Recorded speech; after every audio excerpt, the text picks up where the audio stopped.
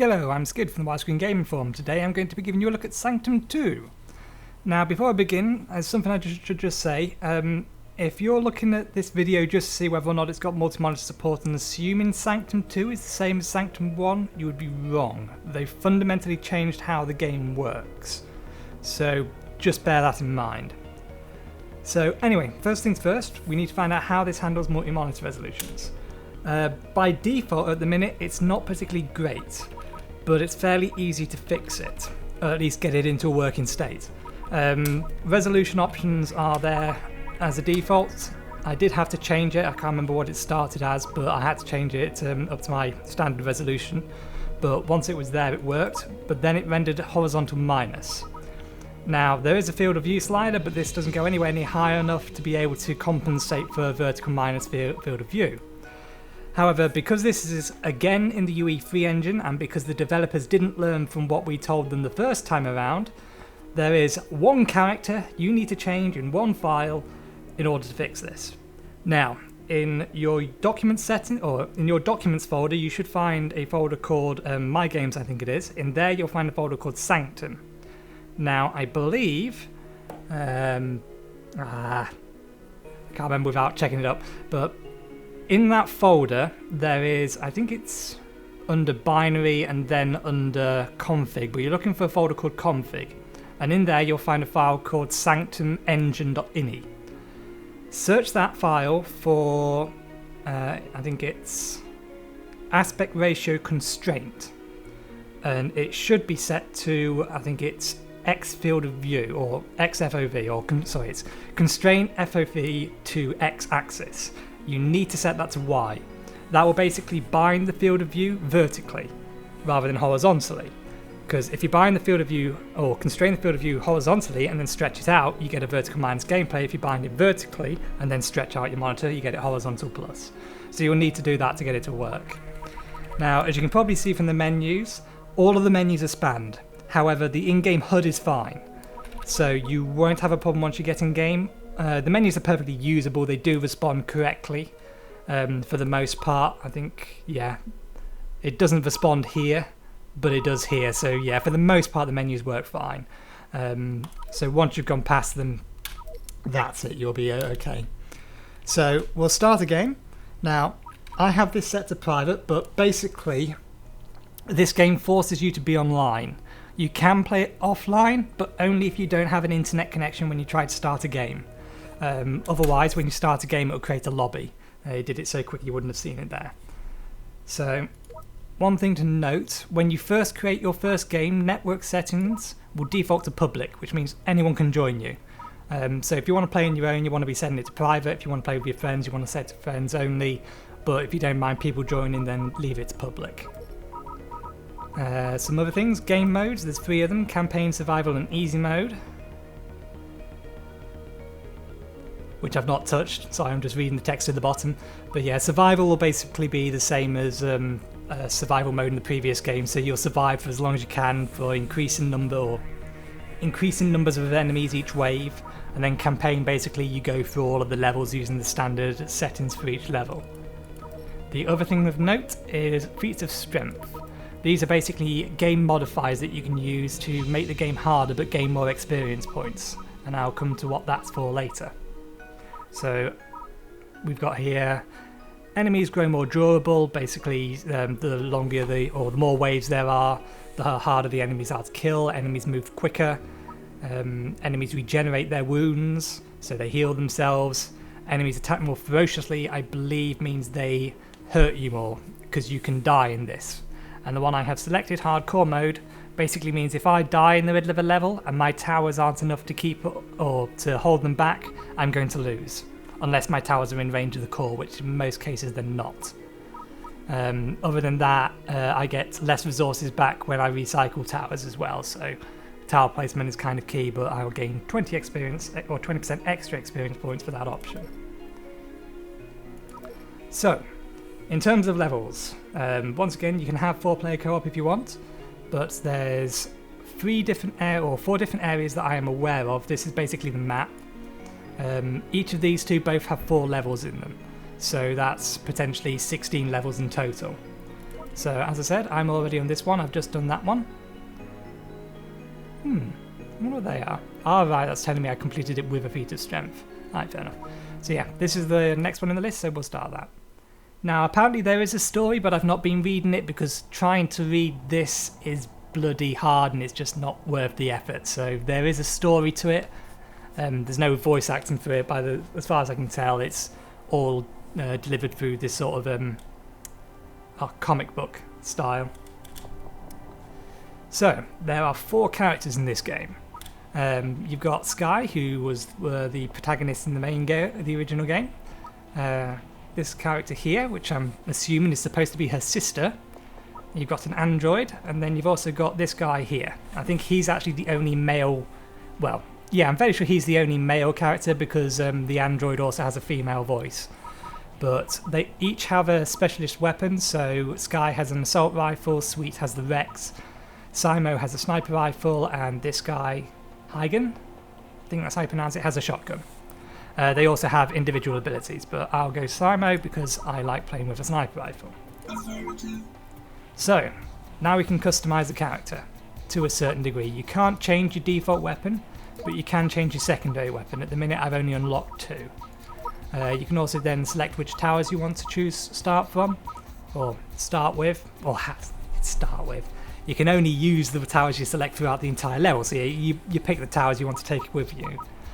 So if you're playing in a co-op, you'll want to effectively make sure everyone has different towers, or at least a reasonable spread of towers, so that you can handle any enemy thrown at you. And then you also have perks. At the minute I only have 1 perk slot, but I have access to most of the perks. So these are basically ways of boosting your damage output or increasing the power of your character because you can no longer upgrade your weapon. So I have this one here, which basically gives 50% extra damage when I deal a shot to any enemy near or one enemy nearby. And so far as I can work out, this is actually the most effective one for me to be using at the minute. There is one that increases critical hit point damage by 40%, but basically each weapon that I'm using, because static discharge can only be used once or 4 times a second, and none of my weapons fire quick enough to effectively render that, or fire within that cooldown period, so I'll always get 50% extra boost, which is why I'm still using it. So that's basic character customization, so we will jump into the game. 100% charged. Time to kill. So yes, they have improved the graphics engine a bit. It's tanking a bit. I'm hoping my game won't crash. It's been blue screening me, but I think that's a driver issue rather than anything else. So, these little things here are basically your resources. These are blocks, and these are funds for towers. Now they spawn at the beginning of every wave, and you will only ever get 1 set of them. So basically, only 1 person will be able to construct things every wave. And that is kind of a big deal, because effectively it means that if you're you can't effectively work as a team to effectively build a massive maze and then pool resources to upgrade things. Basically, you can designate 1 person, they can take all the resources, and then that'll be pretty much it. So they will do all the building for you. Some other things to note: if you have a look at the HUD, you can see that it is in fact spanned, but the only thing of importance that's on the edge of the screen is actually the minimap. Everything else is centered. So you've got the wave number.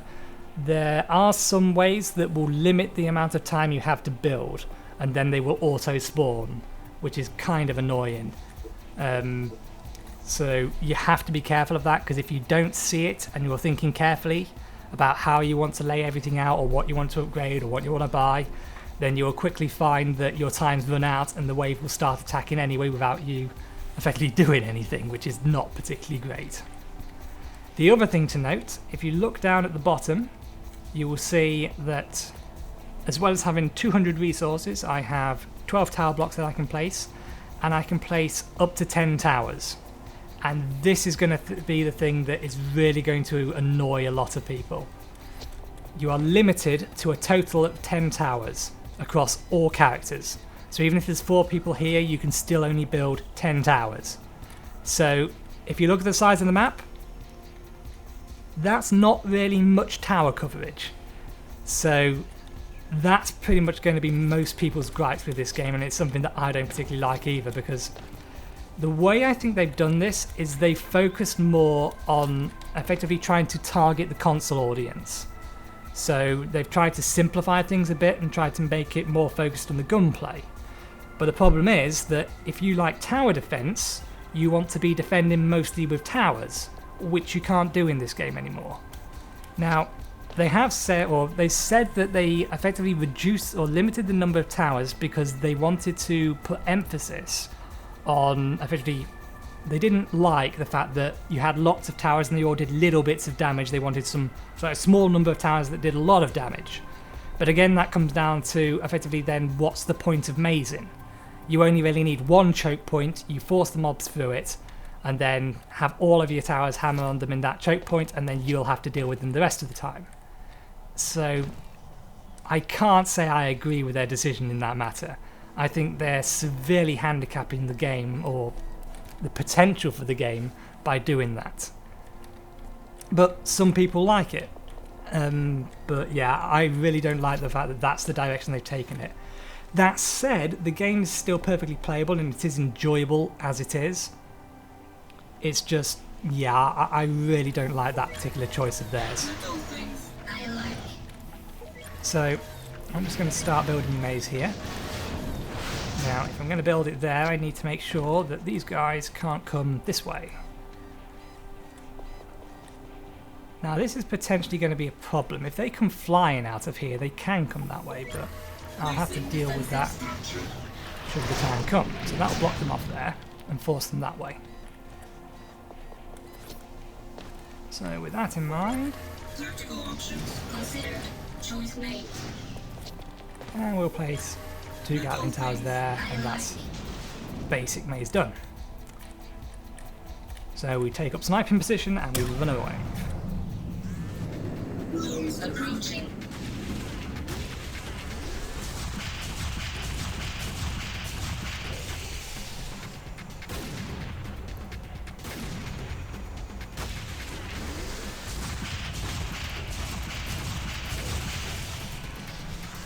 In terms of enemy variety, it's pretty much, they've expanded it from the last game, certainly.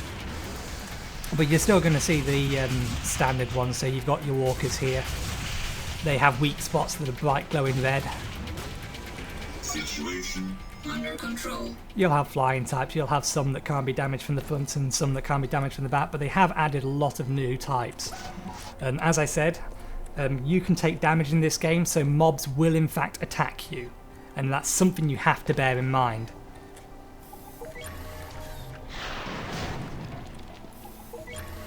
Can they go that way?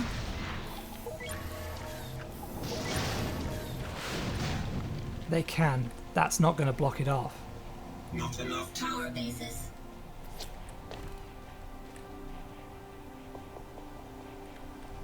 But that in theory is fine because I can still build enough tower locations here, I think.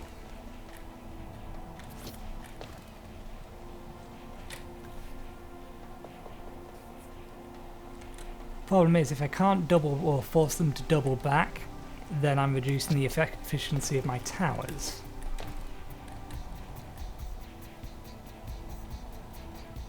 So I'm going to change my plan slightly.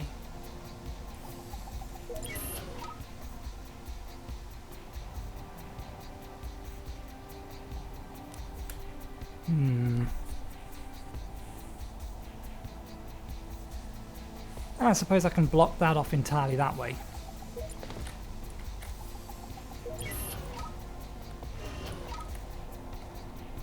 Which I don't need to do now.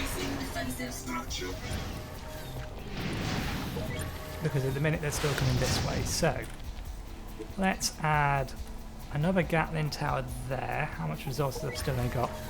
Enough for two more Gatling towers, so I will partially upgrade that. And bring on the next wave. Now, this is level 6 and there's only 10 waves. So they've definitely shortened the game experience. Oh, he's nasty. Can I shoot in that slit? No, I can't. I need to be behind him, and he has a really nasty ability to knock me back.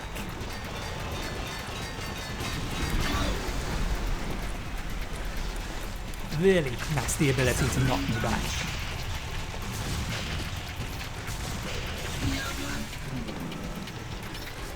So as you can see, they now attack the player as well, and because I've got it on hardcore mode. You bastard! You're not supposed to go that way. The map said you wasn't going to.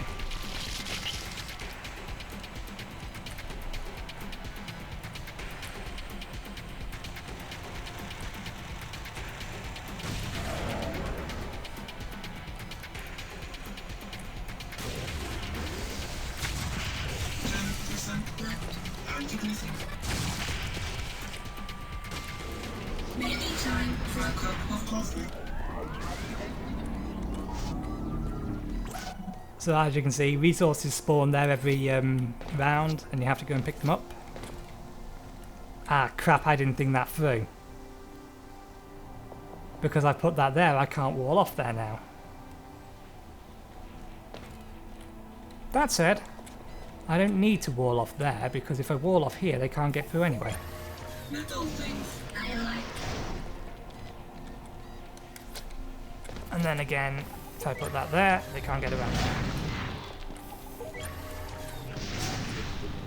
So I didn't finish upgrading that.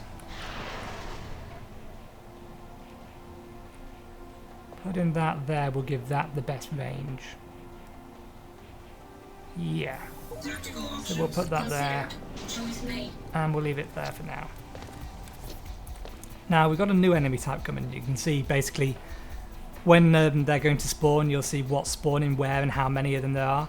This one on the right here fires this green gloop, and it will slow you down, but it will also deal damage to you. But they will tend to target you rather than try and get to the tower. So they will target you as a priority, which is kind of a pain because their weak spot is in the back. So they're clearly not designed to be taken on or by a single player. They're designed for one person to practically distract it and the other person to shoot it from behind. Rooms approaching.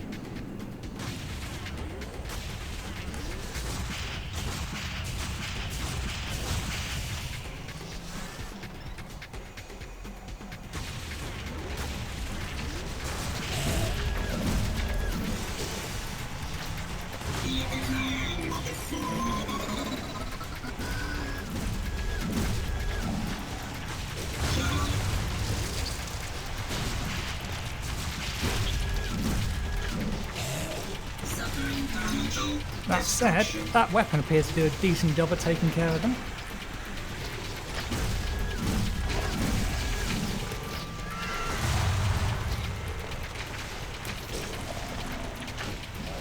Once more defeated.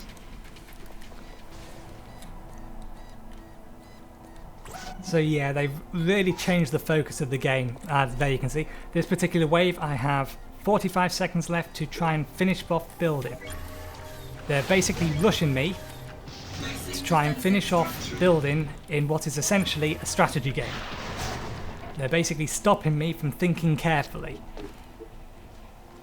So really, you'll want to, well, you've only got to place 10 towers, so you want to be thinking ahead, right, I want to be placing this here, I want this to be there, and then build your strategy at the beginning and then just implement it. And that kind of defeats the point because 10 towers and a small...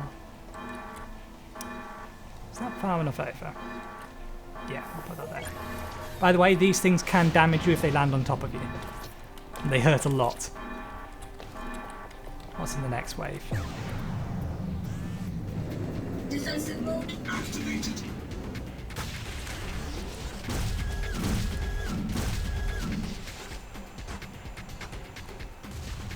Aim perfect.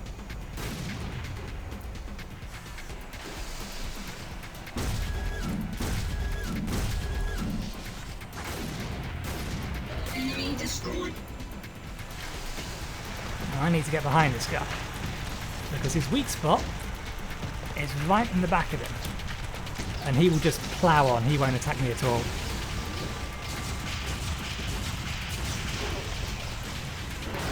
I didn't use up all the ammo in my other gun. That was a waste.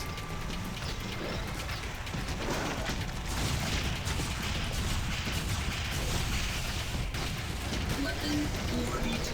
Jab and take my grenade.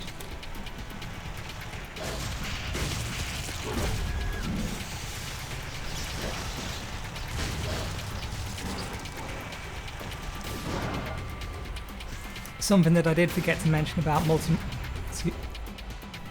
excuse me. I need a drink of water. Good job I have one with me. One thing I forgot to mention about multi-monitor support, see that's much better, is the gun models. They're effectively horizontal miners as well. So when I zoom in like that, oh no, that's actually not showing the gun. When you're using the assault rifle, if you zoom in, then the field of view is off, but you can just see from my sniper rifle it's massively distorted. Is that shooting through them? Oh, that is awesome. The sniper rifle can shoot through them.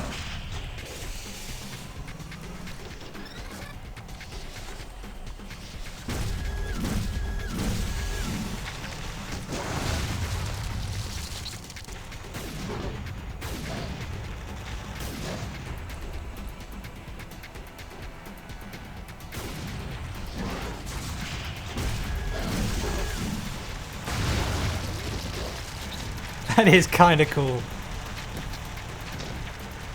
Want to be over here. I should have reloaded. Never mind.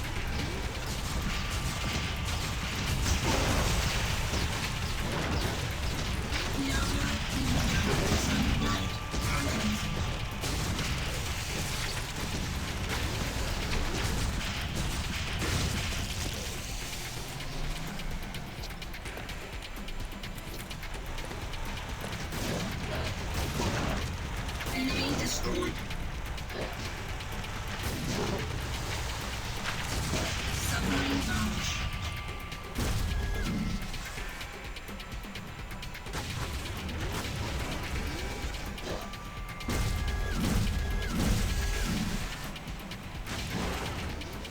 Maybe time for a cup of coffee. And then it's just rinse and repeat. I can't say that I like the fact that they've effectively made everything smaller and more bite-sized. I mean, as I said, it feels very much like they're trying to appeal more to console gamers at the expense of PC gamers and at the expense of people who actually enjoy proper tower defense games. Little things I like.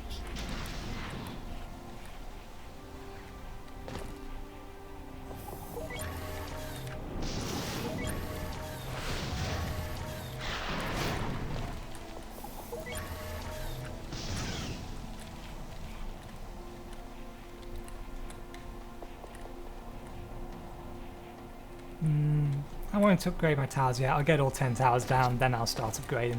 What we got coming? Explosive dudes, heavier dudes, spitter dudes. I don't know the name of half of these. I'm sure it's written down somewhere. Drones approaching.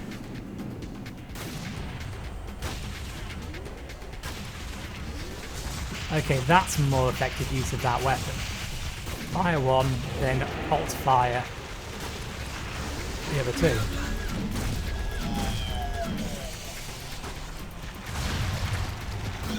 Eliminated.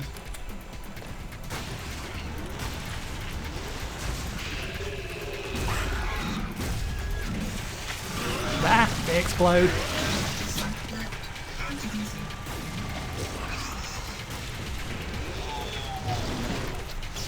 He jumps.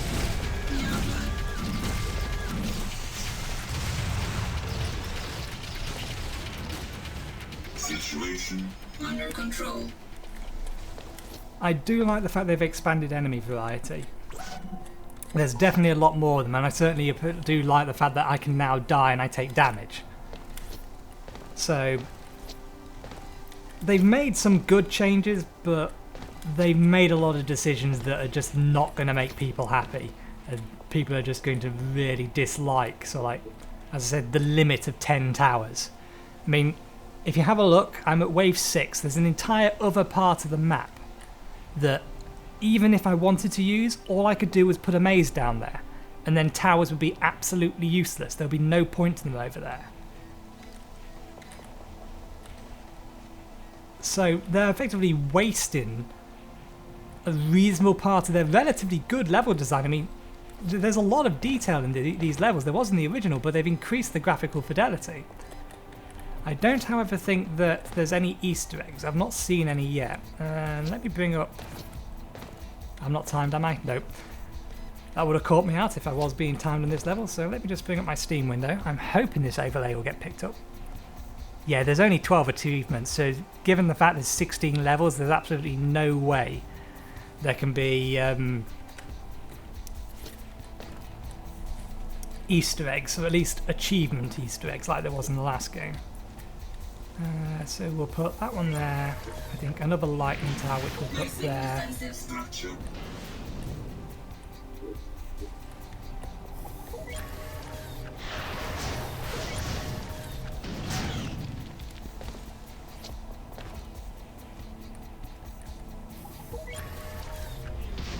Yeah, I think that's probably as good as I'm going to get. So now, any more towers that, or any more, not tower blocks, but building blocks I get are going to be pretty much useless to me. I've got to be careful of that guy, because I will not respawn until the next build phase if I let him throw me off the edge here. Is he coming first? He's coming first. He bloody well would, wouldn't he?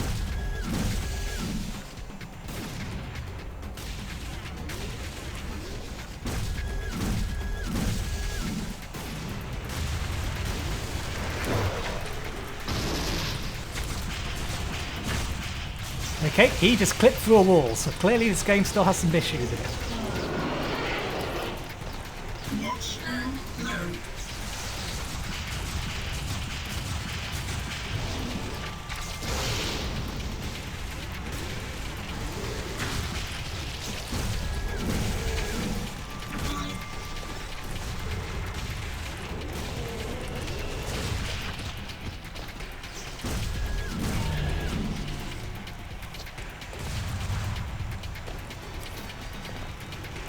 That, get out of his way.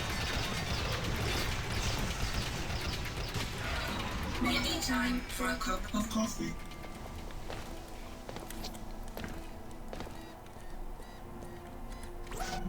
But I think I've pretty much covered everything that I wanted to say. As I said, I don't like the direction they're taking it. As a tower defense game, it's not particularly good, but as a first-person game, it's not too bad. I mean, the way I saw the original Sanctum was basically as a tower defense with FPS elements. This very much feels like an FPS with tower defense elements. So they kind of flip the dynamic on its head, and I really don't think it works. At least not if you want a tower defense game.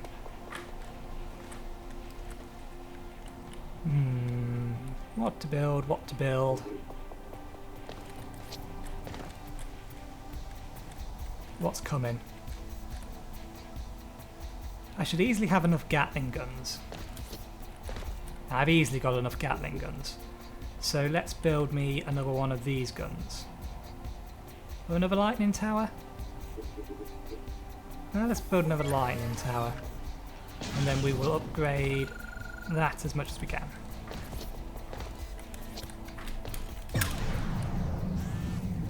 And what's the best it's going to send? Oh, it didn't send that first. And that's the bigger version of those.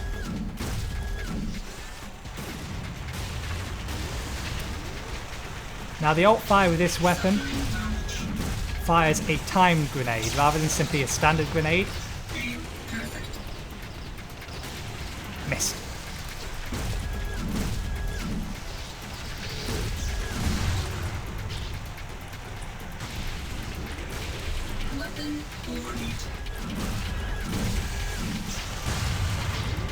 So I'm just kiting these guys now.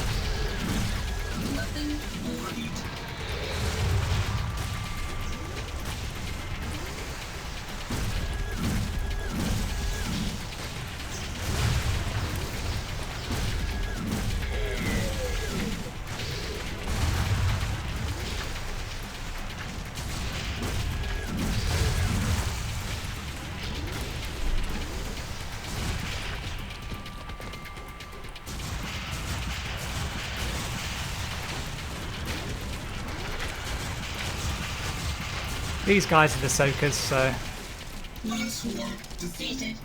they work the same way as the other one, or as they did in the original game. There are boss monsters, and they took me by surprise in the first time I encountered them. Well, it's the only time I've encountered them. I think they only appear on the end of each particular... I don't know what you'd call it. It's not the end of each level, but the end of each zone, I suppose is the best way to refer to it.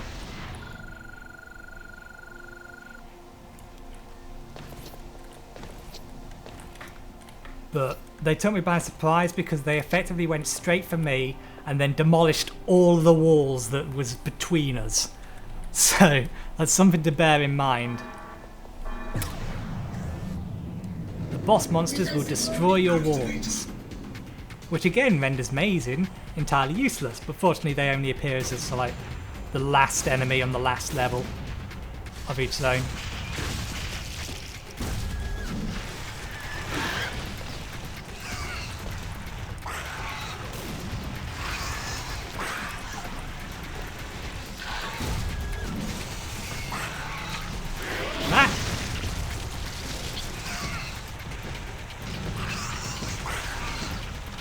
Two at once, I think.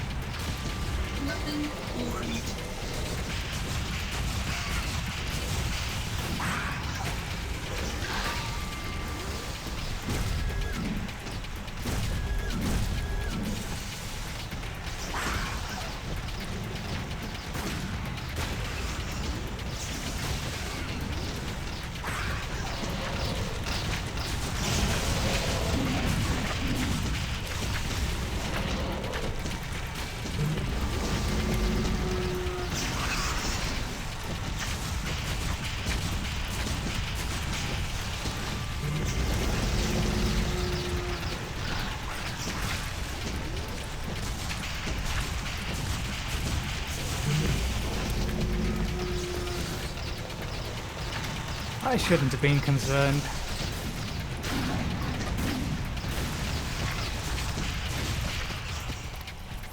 Oh yeah, that's the special ability of this character.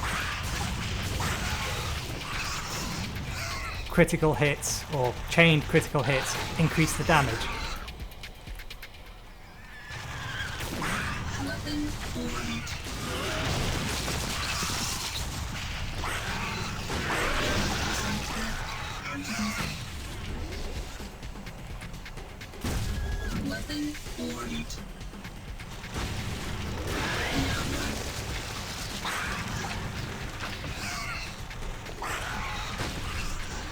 Maybe time for a cup of coffee.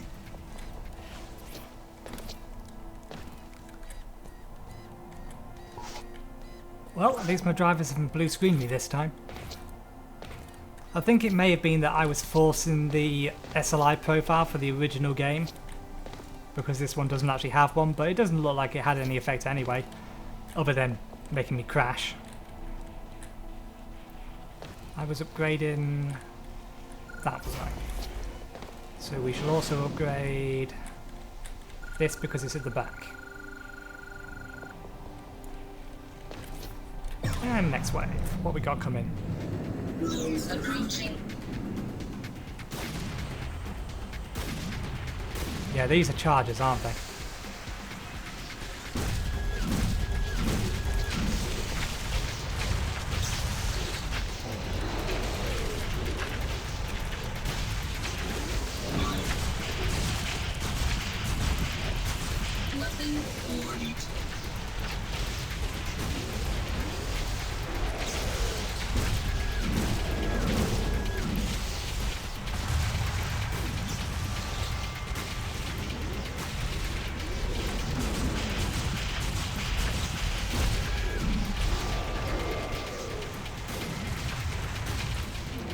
Situation under control.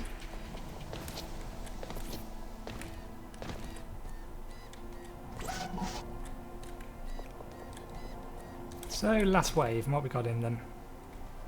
Now we get flying monsters.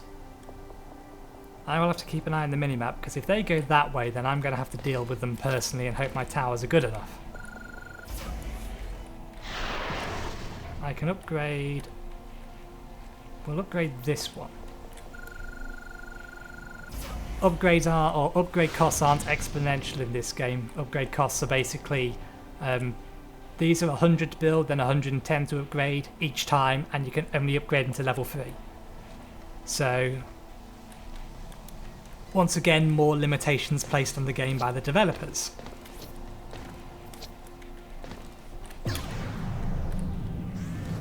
Defensive mode activated.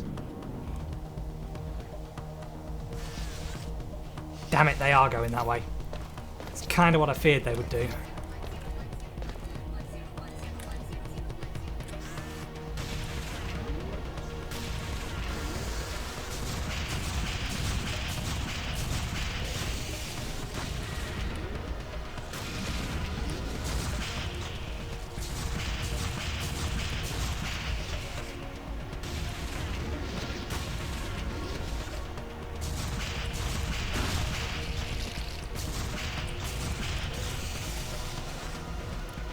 Well, the others aren't making it around the maze, which is good.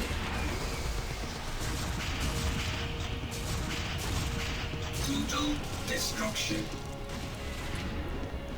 Where'd you go?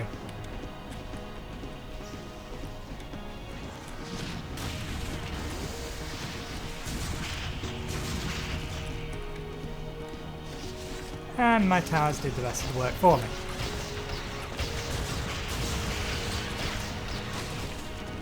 And job done. So yeah, since they've included character level progression, I'll now level up probably 1 or 2 times. Just the one. And I will get unlocks for it. So I've got access to a new weapon. We'll have a look, see what that is in a minute.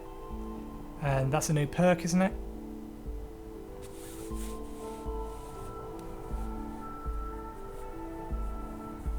Yeah, I think that's a perk. It doesn't actually say.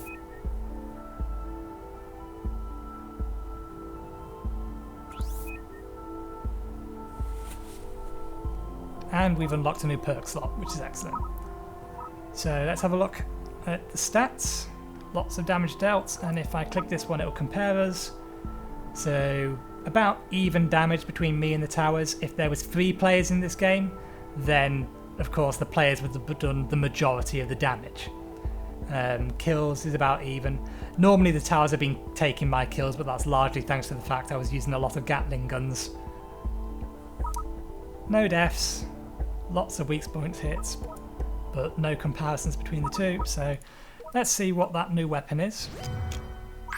Unlocked a new zone. Another load of text I can't really read.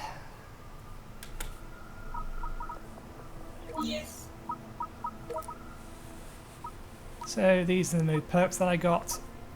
Choice on that one's easy. And what's this new weapon? High-powered electric stream that hits an area, so it's an area of effect weapon. Secondary effect, strong current that bounces between targets.